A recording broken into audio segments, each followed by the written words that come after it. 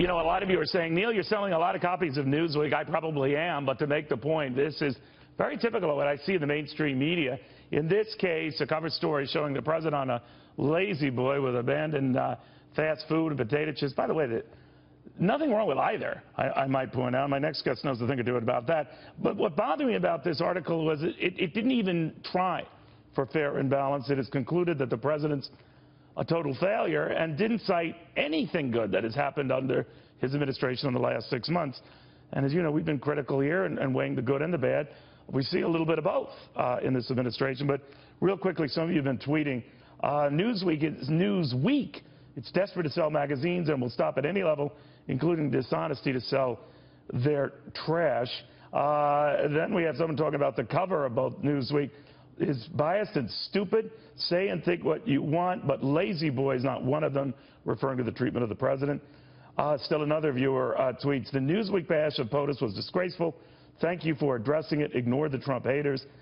Still another, you're right on. Newsweek cover is outrageous. How disgusting to stoop this low. Pathetic and plain wrong. I got an email from Alan who writes, I don't care, Cavuto, no matter how you slice it. Trump hates you, I hate you, and no whining about a magazine cover will change my opinion of you. P.S. Regret that you survived your heart operation. Now that hurt my feelings. All right, we've got former CKE restaurant CEO Andy Puzder. So, Andy, I guess I can go to you because this cover purports to show a president who just loves to eat, fast food, junk, all that stuff, and a big old lazy boy. And 6 months in, he is a total failure. It is beyond the pale. And believe me, if Fox did something similar, you know, they would be all over us. But this is Newsweek purporting to be a news weekly. What did you make of that? Look, this kind of coverage really hurts the mainstream media. I mean, at this point, say two things. One is, whether it's the New York Times, Washington Post, Newsweek, Politico, why would anybody believe anything they read in any of these publications? They have no loyalty to the truth, and they'll distort facts to come up with anything. You know, if you've been covered in this, you know this. Second thing is, when would you see a Newsweek other than when you're in a dentist office? And you wouldn't even open one. You'd have to pass up Entertainment Weekly even to open it up. Nobody's going to read this. But the cover, the fact that they did this, the fact that you're covering it here, this is really damaging to the mainstream media, and you know, they've got to stop this conduct, or they're going to have no credibility at all. And I don't think this is indicative of everyone in the mainstream media. I know a lot of journalists who try to balance it out. I know there are a lot of people here who watch this show if we do something critical of the president or his treatment, for example, of Jeff Sessions, which we found to be pretty abysmal. Just my point of view, Andy. But we'll also mention some of the good things that have happened. This new $1.6 billion plant with Mazda and Toyota, and the 4,000 jobs it promises, the 1 million jobs gained under his watch. I mean, we'd certainly make note of it if it were the reverse. So I say have at it. And I also say that for all news and business networks that have 24 hours, we have time to get into both.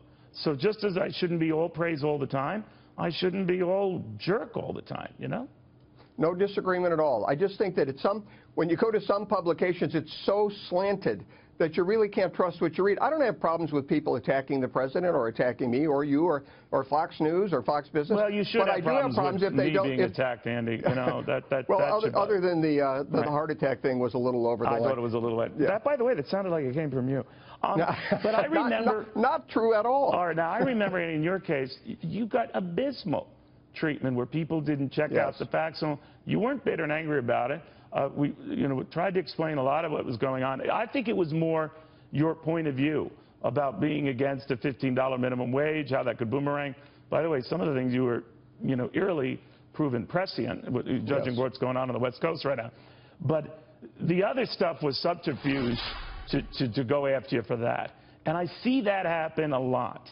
And that's not good either. No, it's not. And what really comes through in all this, I don't think people were afraid that I'd be a failure as Secretary of Labor. I don't think they're afraid. I think they were afraid you'd be a success.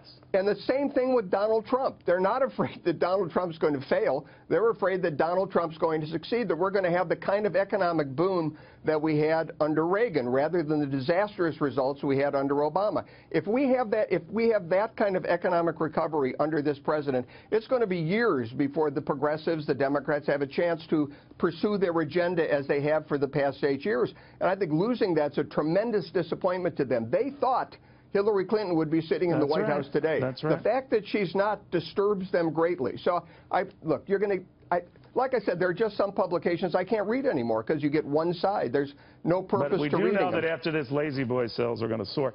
But the one thing I did find, and I've been free to criticize, and you and I have gotten into this about the president, I think that he does have to be more disciplined in office. I don't think he's lazy at all. The guy doesn't get much sleep, so he's not that. But I do think his treatment of some staffers and people, that would be a long day for me. It's subjected to that, but you know him far better than I. But if we point that out, and we'd say that what comes around goes around, you expect loyalty, you don't give it, that could come back to bite you, Heine. I think there's a lot of legitimate cost to that, exaggerating as he has in some cases, but he's had some great successes. And the $4 trillion in market value under his watch, the 1 million new jobs under his watch, whether you want to give the guy all the credit for that, we do, blame the president when the opposite is true. So what's fair is fair. What do you make of that?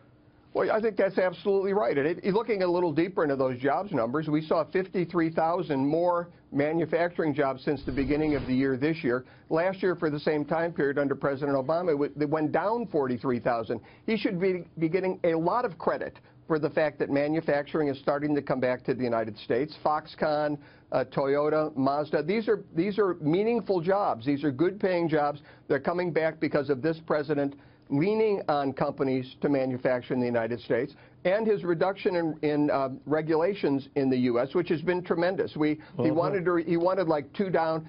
You had to delete 2 if you added 1. Well, they've deleted 16 for every one they've added. Concept. Not Andy, bad at all. Thank you, my friend. Very good seeing you. The former Thank you. Good seeing you, Neil. Restaurants CEO.